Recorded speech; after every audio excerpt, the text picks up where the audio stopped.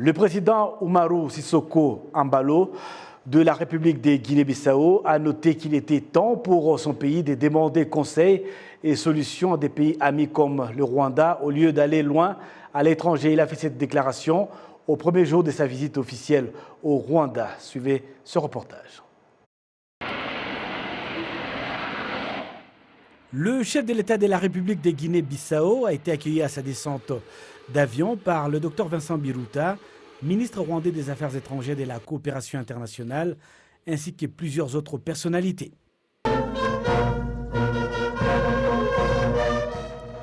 Plus tard dans la journée, il a été reçu par son homologue rwandais, le président Paul Kagame, au village Orugwiro.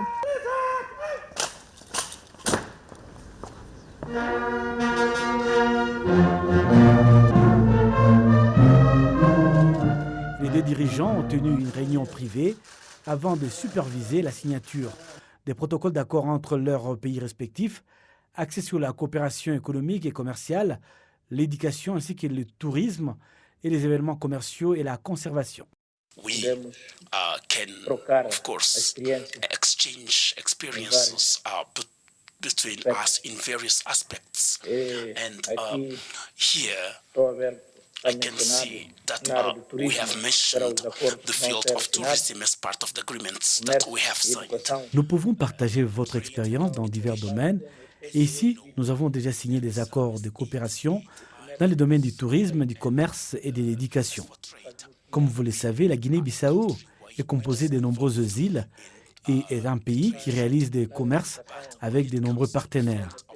Mais lorsque nous voyons le volet éducatif de notre pays, nous constatons que nous sommes confrontés à tellement de défis que nous ne pouvons les surmonter seuls. Et nous avons besoin de votre expérience, Monsieur le Président. Monsieur le Président, sur la base de votre expérience, je crois que nous pouvons faire beaucoup ensemble avec le Rwanda, un pays frère. Parfois, nous perdons du temps à essayer de trouver des solutions loin de nous et des fois, elle échoue. Et cette coopération entre les pays en développement est la plus bénéfique, la plus rapide et la plus réalisable. Je voudrais dire à mon collègue, le président Kagame, qui est un vrai leader, qui sait trouver des solutions aux problèmes.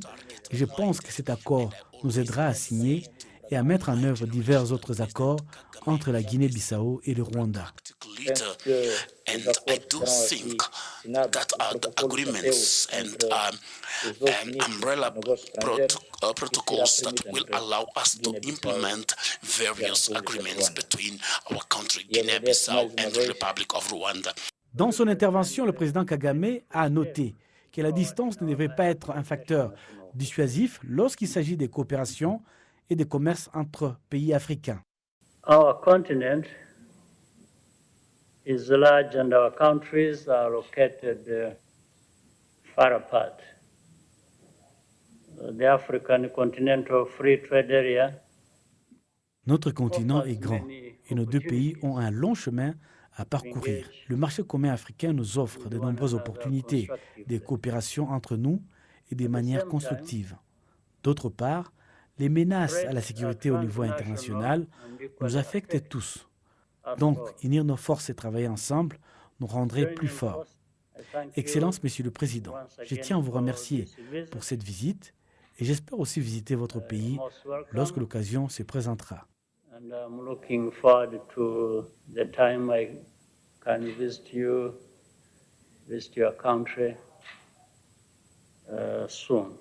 Le premier jour de sa visite officielle dans le pays, le président Umaru Sissoko Embalo s'est également rendu au mémorial du génocide de Kigali, situé à Gisozi, où il a rendu hommage aux victimes de ces génocides perpétrés contre les Tutsis.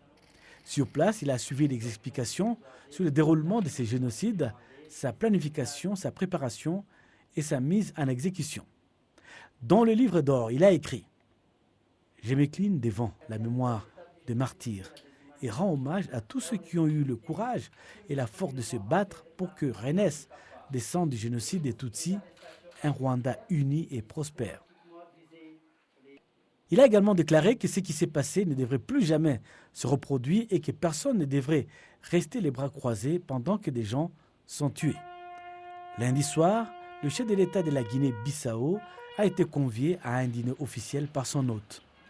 Ce mardi, il visitera la zone économique spéciale de Kigali, où il pourra voir les différentes installations, des fabrications et des établissements d'enseignement opérant dans la région.